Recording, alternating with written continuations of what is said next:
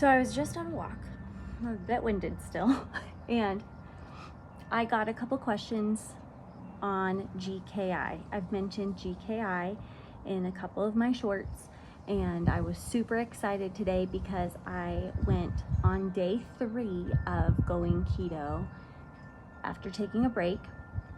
My body went from like 23 GKI to just a minute ago it was 2.1. And so I wanted to talk a little bit about what GKI is and why is it important. Let's back up a little bit. A little while ago, I read a book. Actually, I listened to a book on Audible by a gentleman named Chris Palmer. And his book is called Brain Energy. I highly recommend it. It's a sciencey read, but not too bad where you're like lost in the weeds. Some of it might be a little nerdy, but I love it. I love that kind of stuff. So GKI was something that I was made aware of in his book, Brain Energy. And it's the brain energy theory. Incredible. He's like such an incredible thinker. And he talked about the importance of metabolic health and how metabolic health really is a great biomarker for all other bits of your health. So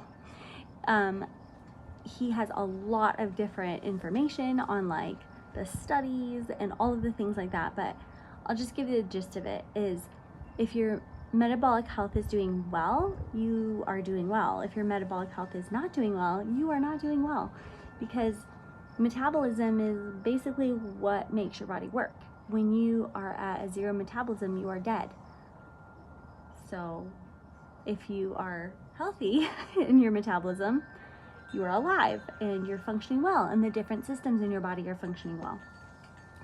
So in his book, he mentions a lot of things about the keto diet, or being in ketosis, as a means to heal a lot of different diseases. And you know how like we're not allowed to claim this doesn't treat or cure anything, but you know what, like whatever. If you have metabolic disorder and then you go on a ketosis diet, like a therapeutic keto diet, which you can do, which I'm literally doing it, it clears up a lot of things. And it's not instant, like it's really not. But man, I've never encountered anything else that has gotten me such great results. So with all that said, through research, I found out that the way to help you understand if you are in a therapeutic ketogenic state is by taking your blood. Like a little finger prick, kind of like if you have diabetes and you need to prick your finger and see what your glucose is. This is one finger prick and 2 different tests. I use the Keto Mojo little tiny guy that comes with me that you've seen in different videos. This is a little thing, and I do my blood test and it gives me 2 different readings. It gives me the glucose reading and then the ketone reading. The GKI combines those 2 and gives you a number. It's a really great biomarker for figuring out where your metabolic health is. The G for GKI is glucose, K ketone, I index. So if you are at a very low level of GKI, well, let's just say you're at the top of GKO, which is 0, which I don't think anybody can get to 0. I don't know. I don't know. Anyway, if your GKI is like at 1 to 3, you're in a very high level of therapeutic ketosis. If it's from like 3 to 6, you're in a moderate level of ketosis.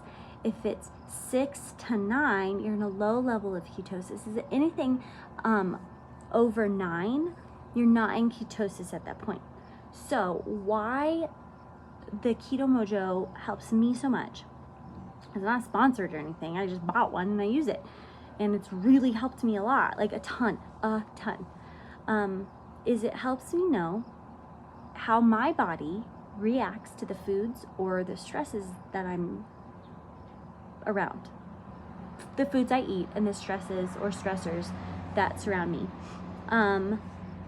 It's very fascinating, actually, to be your own, like, be your own scientist and just kind of figure out what works best for you, because I really don't think that any one thing works for every single person. I mean, except for Jesus. Like, that's pretty much it. But I really feel like this is such a win for me personally, being able to monitor like what I eat and how my body is affected by it has been a massive game changer. I'll just go back a little bit for like my own personal story.